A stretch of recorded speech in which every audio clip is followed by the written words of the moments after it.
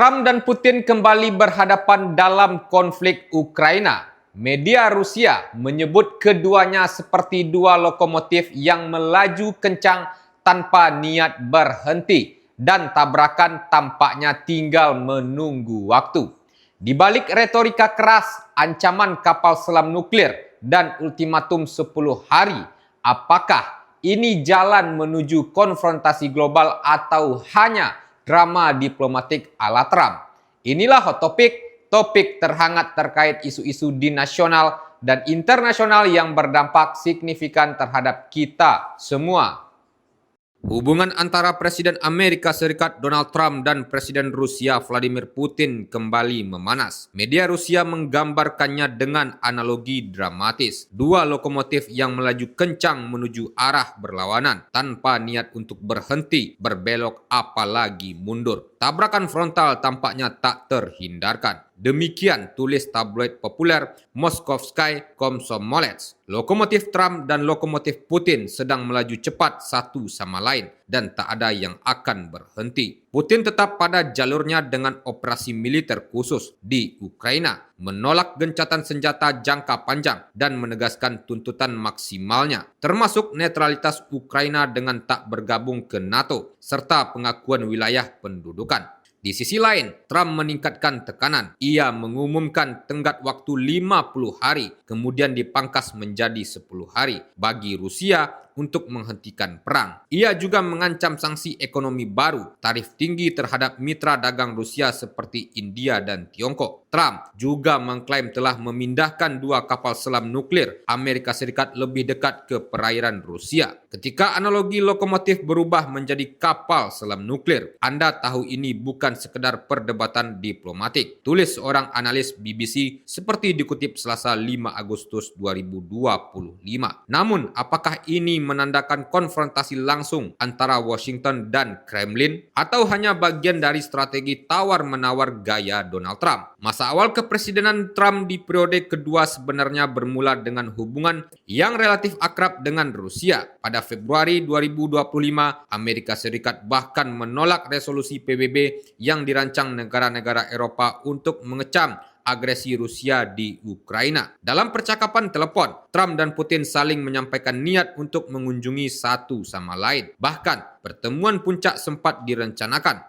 Retorika anti-NATO juga menjadi ciri khas kebijakan luar negeri Trump kala itu. Ia mengecam sekutu tradisional Amerika Serikat seperti Kanada dan Denmark, yang membuat media Rusia menyambutnya dengan penuh semangat. Para pendukung Trump adalah revolusioner. Mereka adalah perusak sistem. Persatuan Barat telah berakhir, tulis Izvestia pada April 2025 lalu. Steve Witkoff, utusan khusus Trump, saat itu rajin bolak-balik ke Moskow. Bahkan dalam salah satu pertemuan, Putin menghadiahkan potret Trump untuk dibawa ke Gedung Putih, sebuah gestur simbolis yang sempat memunculkan harapan terobosan diplomatik. Namun, harapan itu tak bertahan lama. Trump menginginkan gencatan senjata komprehensif dari Rusia. Tapi Putin, yang kini merasa unggul di medan perang, tetap pada strategi militer dan tidak menunjukkan sinyal akan mengalah.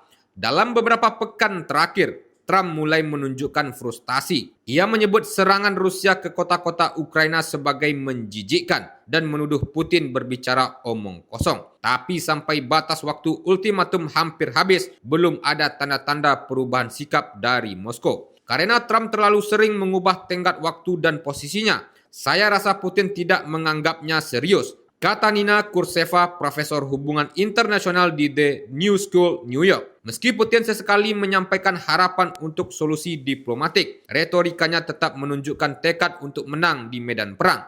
Saat berbicara di Pulau Falam, ia mengakui bahwa semua kekecewaan muncul dari ekspektasi yang berlebihan, sebuah sindiran halus untuk Donald Trump. Musuh dan simpatisan kita kini punya satu harapan, menghentikan laju kita di garis depan Ukraina dengan cara apapun, kata Putin. Serangan udara Rusia pun semakin intensif. Serangan terbaru di Kiev menewaskan lebih dari 30 orang, termasuk anak-anak. Trump mengecam serangan itu dan memperbarui ancaman sanksi. Namun di Moskow, ancaman itu tampaknya tidak terlalu mengguncang.